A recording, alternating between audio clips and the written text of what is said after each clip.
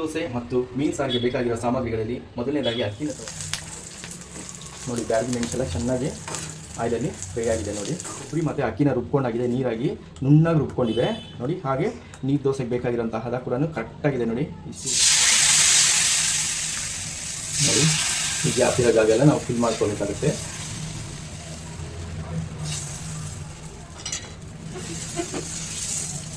ನೋಡಿ, ಈ ರೀತಿ ಎಲ್ಲ ಗ್ಯಾಪ್ ಇರೋದೆಲ್ಲ ಫಿಲ್ ಆಗುತ್ತೆ. ಹಾಗೆ ಸ್ವಲ್ಪ ಕೊತ್ತಂಬರಿ ಸೊಪ್ಪನ್ನು ಕೂಡ ಇದ್ರ ಜೊತೆ ಹಾಕಿ ನಾನು ರುಬ್ತಾ ಇದ್ದೀನಿ ನೋಡಿ. ಈ ರೀತಿ ನುಣ್ಣಗೆ ಪೇಸ್ಟ್ ಮಾಡ್ಕೊಂಡಿರಬೇಕು ಚೆನ್ನಾಗಿ. ನಾವು ರುಬ್ಬಿಟ್ಕೊಂಡಿರೋಂಥ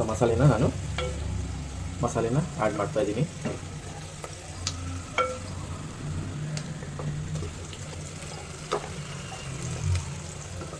ಈಗ ಇದಕ್ಕೆ ನಾನು ಮತ್ತಿ ಮೀನನ್ನ ಇದಕ್ಕೆ ಒಂದೊಂದಾಗಿ ಹಾಕ್ತಾ ಇದ್ದೀನಿ.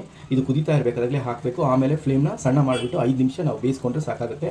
ಈಗ ಒಂದೊಂದಾಗಿ ಹಾಕ್ತಾ ಇದ್ದೀನಿ. ಕುದೀತಾ ಇರಬೇಕು ಈ ರೀತಿನೇ, ಆವಾಗಲೇ ಹಾಕಬೇಕಾಗುತ್ತೆ. ಮತ್ತಿ ಮೀನಿನ ಸಾರು ಕಾಂಬಿನೇಷನ್ ಅಂತೂ ಸೂಪರ್ ಆಗಿದೆ. ತಿಂತಾ ಇದ್ರೆ ಮಾತ್ರ ಸಖತ್ತಾಗಿದೆ ಅಂತ ನೀವೇ ಹೇಳ್ತೀರಾ. ಇವತ್ತಿನ ಸ್ಪೆಷಲ್ ಬಂದ್ಬಿಟ್ಟು ನೀರ್ ದೋಸೆ. ನೀರ್ ದೋಸೆ ಅಂದ್ರೆ ಮಂಗಳೂರು ಕಡೆ ಎಲ್ಲ ಫೇಮಸ್ ಆಗಿರುವಂತ ನೀರ್ ದೋಸೆ. ಅದಕ್ಕೆ ಕಾಂಬಿನೇಷನ್ ಆಗಿ ಬರೋದು ಸಖತ್ತಾಗಿರೋದು ಅಂದ್ರೆ ಮೀನ್ ಸಾರು. ಅದ್ರಲ್ಲೂ ಮೀನ್ ಸಾರು ಅಂದ್ರೆ ಬಂದ್ಬಿಟ್ಟು ಮತ್ತಿ ಮೀನ್ ಸಾರು, ನೀರ್ ದೋಸೆ ಒಳ್ಳೆ ಕಾಂಬಿನೇಷನ್ ಆಗಿರುತ್ತೆ. ತಿಂದವ್ರಿಗೆ ಗೊತ್ತು ಅದ್ರ ರುಚಿ ಎಷ್ಟು ಸಖತ್ತಾಗಿರುತ್ತೆ ಅಂತ ಹೇಳಿ. ಹಾಗೆ ನಮ್ಮ ಫ್ರೆಂಡ್ ಕೂಡ ಒಬ್ರು ಕೇಳಿದ್ರು ನೀರ್ ದೋಸೆ ಹಾಗೂ ಮೀನ್ ಸಾರು ಮಾಡೋದು ಹೇಗೆ ಅಂತ ಹೇಳಿ. ಹಾಗೆ ಅವ್ರಿಗೋಸ್ಕರ ಕೂಡ ನಾನು ಇವತ್ತು ಮಾಡ್ತಾ ಇರೋದು. ಬನ್ನಿ, ಅದಕ್ಕೆ ಬೇಕಾಗಿರುವಂತ ಸಾಮಗ್ರಿಗಳು ಏನು ಅಂತ ತಿಳ್ಕೊಳ್ಳೋಣ, ಹಾಗೆ ಮಾಡೋದು ಹೇಗೆ ಅಂತ ಕೂಡ ತಿಳಿಯೋಣ. ನೀರ್ ದೋಸೆ ಮತ್ತು ಮೀನ್ ಸಾರಿಗೆ ಬೇಕಾಗಿರೋ ಸಾಮಗ್ರಿಗಳಲ್ಲಿ ಮೊದಲನೇದಾಗಿ ಅಕ್ಕಿನ ತಗೊಂಡಿದ್ದೀನಿ. ಇದು ದೋಸೆ ಅಕ್ಕಿ. ಇದು ನಾನು ಅರ್ಧ kg ಅಷ್ಟು ತಗೊಂಡಿದ್ದೀನಿ. ರಾತ್ರಿನೇ ನೆನೆಸಿಟ್ಟಿರೋದು. ಇದು ರಾತ್ರಿ ನೆನೆಸಿಟ್ಟು ಇದು ಬೆಳಗ್ಗೆ ರುಬ್ಕೊಳ್ಳೋ ಅಂಥದ್ದು. ಹಾಗಾಗಿ ಅದ್ರ ಜೊತೆಗೆ ನಾನು ಒಂದಿಡಿಯಷ್ಟು ಕೊಬ್ಬರಿ ತುರಿನ ತಗೊಂಡಿದ್ದೀನಿ. ಈ ಕೊಬ್ಬರಿ ತುರಿನ ನಾನು ಅಕ್ಕಿ ಜೊತೆನೆ ಹಾಕಿ ನುಣ್ಣಗೆ ಪೇಸ್ಟ್ ಮಾಡಿ ಇಟ್ಕೊಳ್ತೀನಿ. ಹಾಗೆ ಮೀನ್ ಸಾರಿಗೆ ನನಗೆ ಬೇಕಾಗಿರೋದು ಮುಖ್ಯವಾಗಿ ಮೀನ್ ತಗೊಂಡಿದ್ದೀನಿ ನಾನು. ಇದು ಮತ್ತಿ ಮೀನು, ತುಂಬಾ ಚೆನ್ನಾಗಿರುತ್ತೆ ಸಾರಿಗೋಸ್ಕರ. ಇದು ಮತ್ತಿ ಮೀನ ಅರ್ಧ kg ತಗೊಂಡು ಅದಕ್ಕೆ ಸ್ವಲ್ಪ ಉಪ್ಪು ಮತ್ತೆ ಅರಿಶಿನ ಹಾಕಿ ನಾನು ನೆನೆ ಇಟ್ಟಿದ್ದೀನಿ. ಮುಖ್ಯವಾಗಿ ಮಸಾಲೆಗೆ ಬಂದ್ಬಿಟ್ಟು ಮೀನ್ ಸಾರು ಮಸಾಲೆ ರುಬ್ಬೋದಕ್ಕೆ ಕಾಯಿ ತುರಿ ತಗೊಂಡಿದ್ದೀನಿ, 1 ಬೌಲ್ ಅಷ್ಟು, ಅಂದ್ರೆ ಒಂದು ಅರ್ಧ ತೆಂಗಿನಕಾಯಿ ಅಷ್ಟು ತಗೊಂಡಿದ್ದೀನಿ. ತೆಂಗಿನಕಾಯಿ ಮತ್ತೆ ಬ್ಯಾಡಗಿ ಮೆಣಸಿನಕಾಯಿ ಮುಖ್ಯವಾಗಿ ಬೇಕಾಗುತ್ತೆ, ಟೇಸ್ಟ್ ಕೊಡುತ್ತೆ ಹಾಗಾಗಿ.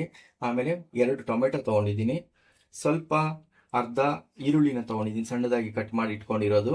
ಹಾಗೆ ನಾನು ಮೆಂತ್ಯಕಾಳು ತಗೊಂಡಿದ್ದೀನಿ. ಮತ್ತೆ 1 ಬೆಳ್ಳುಳ್ಳಿ ಅಷ್ಟು ತಗೊಂಡಿದ್ದೀನಿ. ಸ್ವಲ್ಪ ಒಂದು ಸಣ್ಣ ತುಂಡಷ್ಟು ನಾನು ಶುಂಠಿನ ತಗೊಂಡಿದ್ದೀನಿ. ಹಾಗೆ ಅರ್ಧ ಸ್ಪೂನ್ ಅಷ್ಟು ಕಾಳು ಮೆಣಸು ತಗೊಂಡಿದ್ದೀನಿ. 1 ಸ್ಪೂನ್ ಅಷ್ಟು ಜೀರಿಗೆ, 2 ಸ್ಪೂನ್ ಅಷ್ಟು ಬಂದು ಧನಿಯಾ ಕಾಳು. ಹಾಗೆ ಸ್ವಲ್ಪ ನಾನು ಹುಣಸೆಹಣ್ಣು ತಗೊಂಡಿದ್ದೀನಿ. ಮೀನ್ ಸಾರು ಅಂದ್ರೆ ಸ್ವಲ್ಪ ಹುಳಿ ಇದ್ರೇನೆ ರುಚಿಯಾಗಿರುತ್ತೆ. ಹಾಗೆ ಒಗ್ಗರಣೆಗೆ ಕರಿಬೇವು ಮತ್ತೆ ಹಸಿಮೆಣಸಿನಕಾಯಿನ ತಗೊಂಡಿದ್ದೀನಿ. ಹಾಗೆ ರುಚಿಗೆ ತಕ್ಕಷ್ಟು ಉಪ್ಪು, ಅರಿಶಿಣದ ಪುಡಿಯನ್ನು ಕೂಡ ನಾನು ತಗೊಂಡಿದ್ದೀನಿ. ಇದೆಲ್ಲ ಬೇಕಾಗಿರುವಂತದ್ದು. ಮಸಾಲೆಗೆ ಸ್ವಲ್ಪ ಹುರ್ಕೋಬೇಕಾಗುತ್ತೆ ನಾನು ತೋರಿಸಿದ ಪದಾರ್ಥಗಳಲ್ಲಿ ಕೆಲವೊಂದನ್ನ. ಹಾಗಾಗಿ ಸ್ವಲ್ಪ ನಾನು 2 ಸ್ಪೂನ್ ಎಣ್ಣೆನ ಹಾಕ್ತಾ ಇದ್ದೀನಿ. ಈಗ ನಾನು ಸ್ಟವ್ನ ಅಂಟಿಸ್ತಾ ಇದ್ದೀನಿ. ಮೊದಲನೇದಾಗಿ ಧನಿಯಾ ಕಾಳು,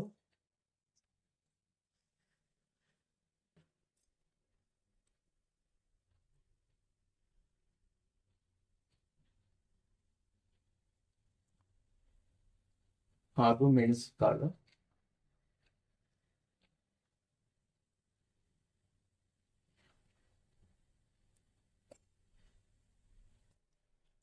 ಸಣ್ಣ ಊರಿನಲ್ಲಿ ಇಟ್ಟು ಹುರ್ಕೋಬೇಕಾಗುತ್ತೆ. ಇದು ಸ್ವಲ್ಪ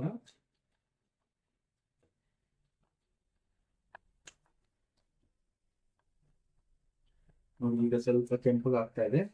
ಈಗ ನಾನು 10 ಬ್ಯಾಡಗಿ ಮೆಣಸಿನಕಾಯಿನ ತಗೊಂಡಿದ್ದೀನಿ, ಅದಕ್ಕೆ ಕೂಡ ಹಾಕಿ ಹುರ್ಕೊಳ್ತಾ ಇದ್ದೀನಿ.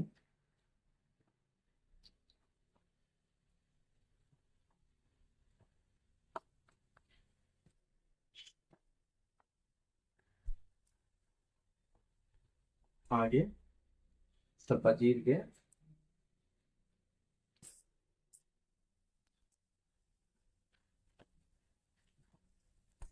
ಹಾಗೆ ನಾವು ತಗೊಂಡಿರುವಂತ ಬೆಳ್ಳುಳ್ಳಿ ಮತ್ತೆ ಶುಂಠಿ,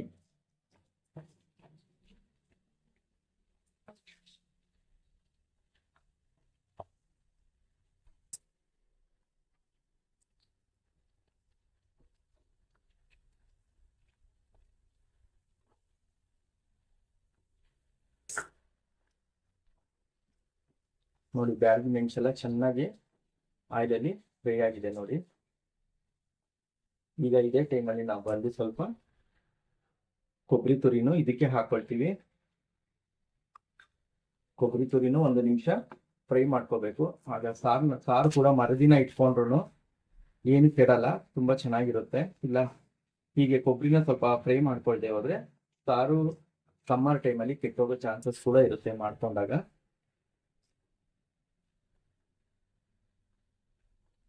ಈಗ 3 ನಿಮಿಷ ನಾನು ಕೊಬ್ಬರಿನ ಎಲ್ಲ ಸೇರಿ ಹುರ್ಕೊಂಡಿದ್ದೀನಿ. ಜೊತೆಗೆ ಇದೊಂದು 3 ನಿಂದ 4 ನಿಮಿಷ ಹುರ್ಕೊಂಡಿದ್ದೀನಿ ಚೆನ್ನಾಗಿ ನಾನು ಕೊಬ್ಬರಿ ಹಾಗೂ ಎಲ್ಲ ಮಸಾಲೆಗಳನ್ನ ಹಾಕಿ. ಈಗ ಸ್ಟವ್ನ ಆಫ್ ಮಾಡ್ತಾ ಇದ್ದೀನಿ. ಬೆಂದಿದೆ ಇದು ಚೆನ್ನಾಗಿ. ಈಗ ನಾನು ಇದು ಸ್ವಲ್ಪ ಆರಕ್ಕೆ ಇಟ್ಬಿಟ್ಟು ಇದು ಆಗ್ತಾ ಇರಲಿ ಅಷ್ಟರಲ್ಲಿ ನಾನು ದೋಸೆ ಹಿಟ್ಟನ್ನ ನಾನು ರುಬ್ಕೊಳ್ತೀನಿ. ಅಕ್ಕಿನ ಮತ್ತೆ ಕೊಬ್ಬರಿನ ಸೇರಿ ನಾನು ರುಬ್ಕೊಳ್ತೀನಿ. ಈಗ ನೆನ್ಸಿಟ್ಟಿರೋ ಅಕ್ಕಿನ ನಾನು ರುಬ್ಕೊಳ್ತಾ ಇದ್ದೀನಿ ಮಿಕ್ಸಿ ಜಾರ್ಗೆ ಹಾಕಿ.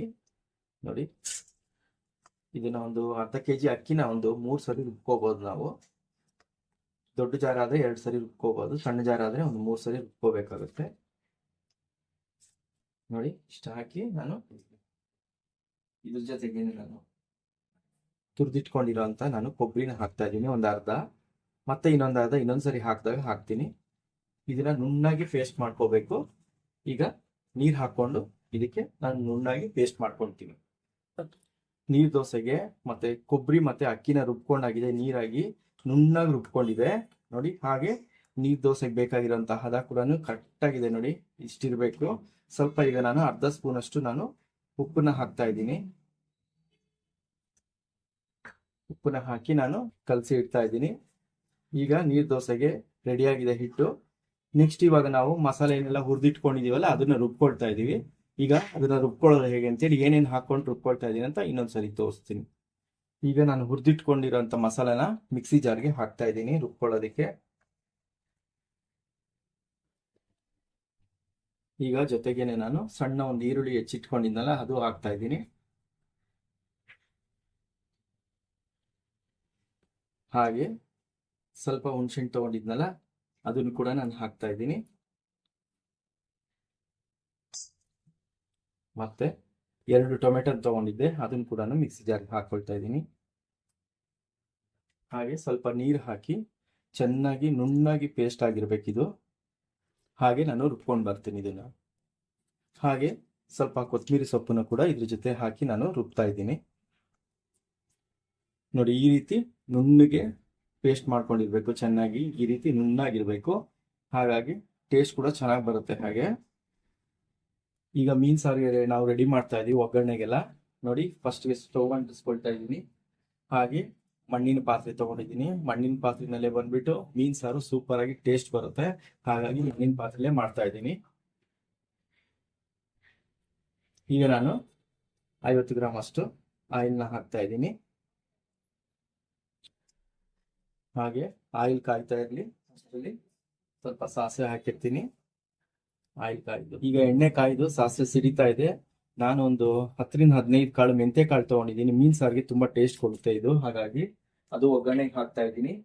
ಹಾಗೆ ನಾನು ಸಾಂಬಾರ್ ಈರುಳ್ಳಿ ಅಂತಾರೆ, ಇದು ಸಣ್ಣ ಸಣ್ಣದು ಮೀನ್ ಸಾರಿಗೆ, ಇದು ಕೂಡ ಅಷ್ಟೇ ತುಂಬಾ ಟೇಸ್ಟ್ ಹಾಕ್ತಾ ಇದ್ದೀನಿ ನಾನು.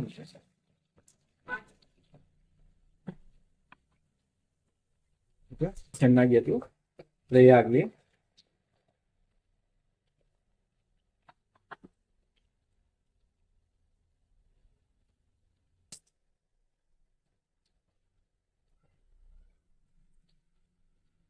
ಈಗ ಸಣ್ಣ ಸಾಂಬಾರ್ ಈರುಳ್ಳಿ ಹಾಕಿದ್ದೀನಲ್ಲ ಇದು ಮೀನ್ ಸಾರಿಗೆ, ಈಗ ಸ್ವಲ್ಪ ಗೋಲ್ಡನ್ ಬ್ರೌನ್ ತರ ಸ್ವಲ್ಪ ತಿರುಗಲಿ. ಹಾಗಾಗಿ ಅದಾದ್ಮೇಲೆ ನಾನು ಹೆಚ್ಚಿಟ್ಕೊಂಡಿರೋಂಥ ಮೆಣಸಿನ್ಕಾಯಿ ಹಾಗೆ ಕರಿಬೇವು ಸೊಪ್ಪನ್ನ ನಾನು ಆಡ್ ಮಾಡ್ತೀನಿ.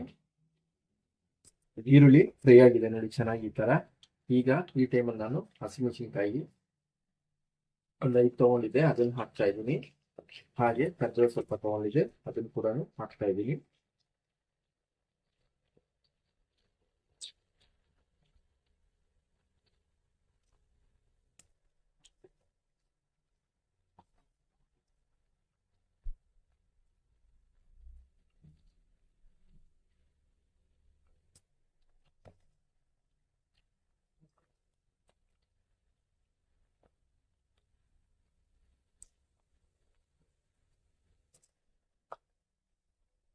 ಈಗ ಫ್ಲೇಮ್ನ ಸಣ್ಣ ಮಾಡಿಬಿಟ್ಟು ಈಗ ಅರ್ಶಿನದ ಪುಡಿಯನ್ನು ಹಾಕ್ತಾ ಇದ್ದೀನಿ ಸ್ವಲ್ಪ. ಆನಂತರ ನಾವು ರುಬ್ಬಿಟ್ಕೊಂಡಿರೋಂಥ ಮಸಾಲೆನ ಆಡ್ ಮಾಡ್ತಾ ಇದ್ದೀನಿ.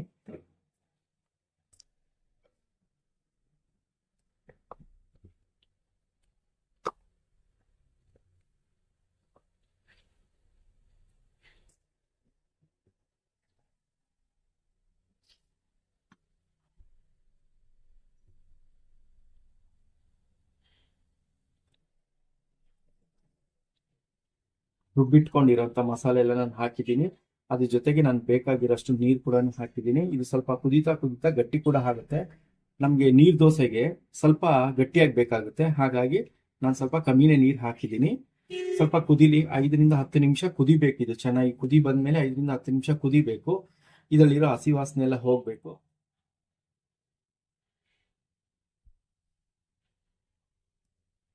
ಈಗ ಕುದಿ ಬರಕ್ಕೆ ಸ್ಟಾರ್ಟ್ ಆಗಿದೆ. ಇದೇ ರೀತಿ ಒಂದು 10 ರಿಂದ 15 ನಿಮಿಷ ನಾವು ಕುದಿಸ್ಕೋಬೇಕು. ಈಗ ಸ್ವಲ್ಪ ರುಚಿಗೆ ತಕ್ಕಷ್ಟು ಉಪ್ಪು ಹಾಕ್ತಾ ಇದ್ದೀನಿ.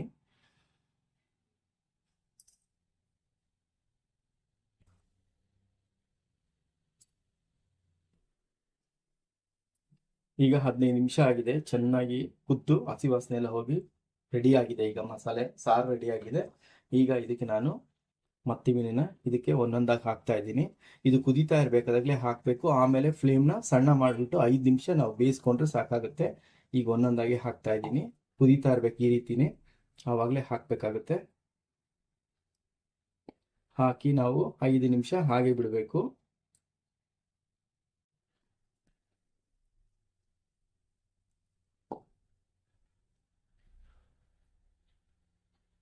ನೋಡಿ ಈ ರೀತಿ ಚೆನ್ನಾಗಿ ಒಂದು ಕುದಿ ಬರಲಿ.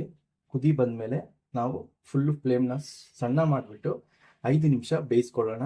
ಆಗ ಫಿಶ್ಶು ಬೆಂದಿರುತ್ತೆ. ಯಾವುದೇ ಕಾರಣಕ್ಕೂ ಸೌಟ್ ಹಾಕಿ ತಿರುಗ್ಸಕ್ಕೆ ಹೋಗ್ಬಾರ್ದು. ಫಿಶ್ನ ಎಲ್ಲ ಒಡೆದೋಗೋ ಚಾನ್ಸ್ ಇರುತ್ತೆ. ನಾವು ತೋರಿಸ್ಕೊಡ್ತೀನಿ ಹೇಗೆ ನಾವು ಕಲಿಸ್ಕೋಬೇಕು ಅಂತೇಳಿ ಅದನ್ನು. ಈಗ 5 ನಿಮಿಷ ನಾನು ಫ್ಲೇಮ್ನ ಸಣ್ಣ ಮಾಡಿಬಿಟ್ಟು ನಾನು ಮುಚ್ಚಿಡ್ತೀನಿ. 5 ನಿಮಿಷ ಫ್ಲೇಮ್ ಸಣ್ಣದಲ್ಲಿ ಬೇಯಲಿ. ಫಿಶ್ ಎಲ್ಲ ಚೆನ್ನಾಗಿ ಬೆಂದಿರುತ್ತೆ. ಈಗ 5 ನಿಮಿಷ ಆಗಿದೆ. ಮೀನು ಹಾಕಿ ಈಗ ತೆಗೆಯೋಣ. ಹಾಗೆ ನಾವು ಸ್ಟವ್ ಕೂಡ ಆಫ್ ಮಾಡೋಣ. ಆಫ್ ಮಾಡಿ ಸ್ವಲ್ಪ ಕೊತ್ತಂಬರಿನ ಹಾಕಿ, ತಿರ್ಗ್ಸಕ್ಕೆ ಹೋಗ್ಬಾರ್ದು. ಸೌಟ್ ತಗೊಂಡು ತಿರ್ಗ್ಸಕ್ಕೆ ಹೋಗ್ಬಾರ್ದು. ಈ ರೀತಿ ಒಂದು ಬಟ್ಟೆ ತಗೊಂಡು ನೋಡಿ ಜಸ್ಟ್ ಹೀಗೆ ಮಾಡ್ಬೇಕಷ್ಟೆ. ಹೀಗೆ ಮಾಡಿಕೊಟ್ರೆ ಸಾಕು. ಸೌಟ್ ಹಾಕಿ ತಿರ್ಗ್ಸಕ್ಕೆ ಹೋಗ್ಬಾರ್ದು, ಮೀನೆಲ್ಲ ಒಡೆದೋಗುತ್ತೆ. ಸ್ಟವ್ ಅಂಟಿಸ್ತಾ ಇದ್ದೀನಿ. ಇಷ್ಟೇ ಮಾಡಬೇಕು. ಇಷ್ಟೇ ಮಾಡಿ ಇಡಬೇಕು. ಈ ಬಿಸಿನಲ್ಲೇ ಚೆನ್ನಾಗಿ ಮಸಾಲೆ ಜೊತೆ ಮೀನು ಚೆನ್ನಾಗಿ ಬೆಂದಿರುತ್ತೆ. ಈಗ ಮತ್ತಿ ಮೀನು ಸಾರು ಪರ್ಫೆಕ್ಟಾಗಿ ರೆಡಿ ಆಗಿದೆ. ಈಗ ನೀರು ದೋಸೆನ ಹೇಗೆ ಮಾಡೋದು ಅಂತೇಳಿ ತಿಳ್ಕೊಳ್ಳೋಣ. ತವ ಇಡ್ತಾ ಇದ್ದೀನಿ. ನಾನ್ ಸ್ಟಿಕ್ ತವ ನಾನು ಯೂಸ್ ಮಾಡ್ತಾ ಇರೋದು. ನೋಡಿ ನಾನು ನೀರು ದೋಸೆಗೆ ಎಷ್ಟು ನೀರು ಹಾಕೊಂಡಿದ್ದೀನಿ ಅಂದರೆ, ಮಾಮೂಲಿ ದೋಸೆ ಮಾಡೋದಕ್ಕೆ ನಾವು ನೀರು ಹಾಕೊಂಡಿರ್ತೀವಲ್ಲ, ಅದಕ್ಕಿಂತ 3 ಪಟ್ಟು ನೀರು ಜಾಸ್ತಿ ಇದ್ರೇ ನೀರು ದೋಸೆ ಚೆನ್ನಾಗಿ ಬರೋದು. ನೋಡಿ ಇಷ್ಟು ನೀರು ಇರಬೇಕು. ಸೌಟಿಗೆ ಯಾವುದೇ ಕಾರಣಕ್ಕೂ ಹತ್ಕೊಂಡಿರಬಾರ್ದು ಹಿಟ್ಟು. ನೋಡಿ ನೀರಾಗೆ ಇದೆಯಲ್ಲ, ಇಷ್ಟು ಇರಬೇಕಾಗುತ್ತೆ. ಈಗ ಹೆಂಚು ಕಾಯ್ತಾ ಇದೆ. ಇದು ಸ್ವಲ್ಪ ನಾವು ಆಯಿಲ್ ಹಾಕ್ಕೊಂಡು ಸ್ವಲ್ಪ ಎಣ್ಣೆ ಕಾಯಿಲಿ.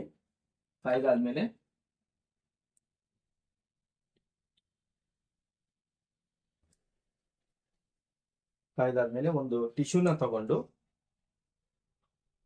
ನೋಡಿ ಈ ರೀತಿಯಾಗಿ ಎಲ್ಲ ಕಡೆ ಆಯಿಲ್ನ ಸ್ಪ್ರೆಡ್ ಮಾಡಬೇಕು.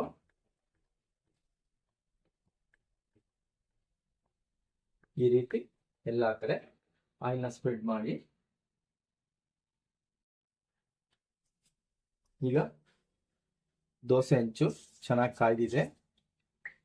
ಈಗ ನೋಡಿ ಹೇಗೆ ಹಾಕ್ಬೇಕು ಅಂತೇಳಿ ತೋರಿಸ್ಕೊಡ್ತೀನಿ ನಾನು ದೋಸೆನ.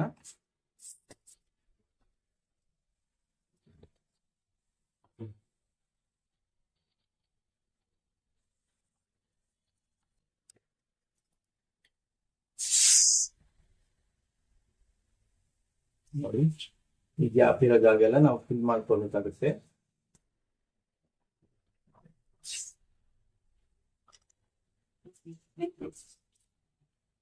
ನೋಡಿ ಈ ರೀತಿ ಎಲ್ಲ ಗ್ಯಾಪ್ ಇರೋದೆಲ್ಲ ಫಿಲ್ ಆಗುತ್ತೆ. ಒಂದು 30-40 ಸೆಕೆಂಡ್ ಇದನ್ನ ಕ್ಲೋಸ್ ಮಾಡಿ ಬೇಯಿಸ್ಕೊಳ್ಳೋಣ. ಫ್ಲೇಮ್ನ ಸ್ವಲ್ಪ ಜೋರಾಗಿ ಇಡೋಣ. ಈಗ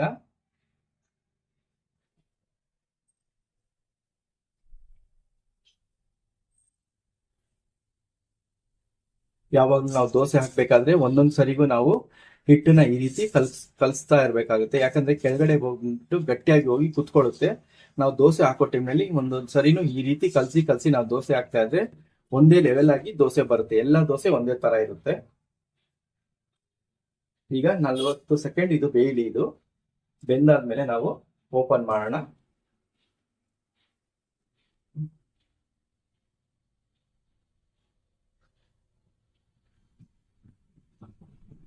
ಈಗ 40 ಸೆಕೆಂಡ್ ಆಗಿದೆ. ಓಪನ್ ಮಾಡ್ತಾ ಇದೀವಿ. ನೋಡಿ 40 ಸೆಕೆಂಡ್ ಆಗಿದೆ. ಈಗ ಬೇಯ್ತಾ ಇದೆ ಚೆನ್ನಾಗಿ. ನೋಡಿ ಕಾರ್ನರ್ ಎಲ್ಲ ಎದ್ದು ಬರ್ತಾ ಇದೆ, ಮುಂದೆ ಬರ್ತಾ ಇದೆ ಕಾರ್ನರ್ ಎದ್ದು. ಇಲ್ಲಿ ಸ್ವಲ್ಪ ತೇವಾಂಶ ಇದೆ ಮುಚ್ಚಿಟ್ಟಿರೋದ್ರಿಂದ, ಅದೆಲ್ಲ ಹೋಗ್ಲಿ. ಒಂದು 10 to 15 ಸೆಕೆಂಡ್ಸ್ ಅದೆಲ್ಲ ಹೋಗುತ್ತೆ.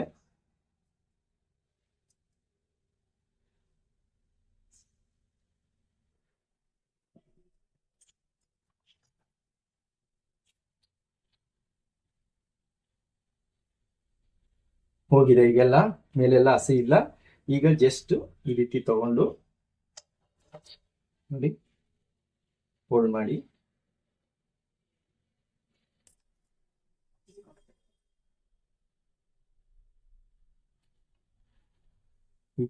ತೆಗೆಯೋದು. ಇದೇ ರೀತಿ ಹಂಚು ಸ್ಲೋ ಆಗಿರುತ್ತೆ. ಸ್ವಲ್ಪ ಕಿಚನಲ್ಲಿ ಹೀಗೆ ಹಾಸ್ಕೊಂಡು ಫ್ಲೇಮು ಸಣ್ಣದಲ್ಲಿ ಇರಬೇಕು. ಪ್ರತಿ ದೋಸೆ ಹಾಕಬೇಕಾದ್ರೆ ಈ ರೀತಿ ತಳದಿಂದ ಕಲಸಿ ಮೇಲೆ ತಗೊಂಡು ಈ ರೀತಿ ಹಾಕಬೇಕಾಗುತ್ತೆ. ನೋಡಿ ಎಲ್ಲಿ ದೋಸೆ ಕಮ್ಮಿ ಹಾಕಿ ನೋಡಿ ಈ ರೀತಿ ಮಾಡ್ಕೊಳ್ಳೋದ್ರಿಂದ ಎಲ್ಲ ಕಡೆ ಗ್ಯಾಪ್ ಏನಿದೆ ಕ್ಲೋಸ್ ಆಗಿ ಬರುತ್ತೆ ದೋಸೆ. ನೋಡಿ ಈ ರೀತಿ ಒಂದು 30 to 40 ಸೆಕೆಂಡ್ಸ್ ಮುಚ್ಚಿರಬೇಕು. ಹೈ ಫ್ಲೇಮ್ ಮಾಡಬೇಕು ಈ ಟೈಮಲ್ಲಿ. ಈಗ 40 ಸೆಕೆಂಡ್ಸ್ ಆಗಿದೆ, ಸಾಕು. ಈಗ ಫ್ಲೇಮ್ನ ಸ್ಲೋ ಮಾಡಿಡೋಣ. ಸಣ್ಣದಾಗಿದೆ ನೋಡಿ, ಸ್ಟಾರ್ ಎಲ್ಲ ಮತ್ತೆ ಬಿಡ್ತಾ ಬಂದಿದೆ ನೋಡಿ.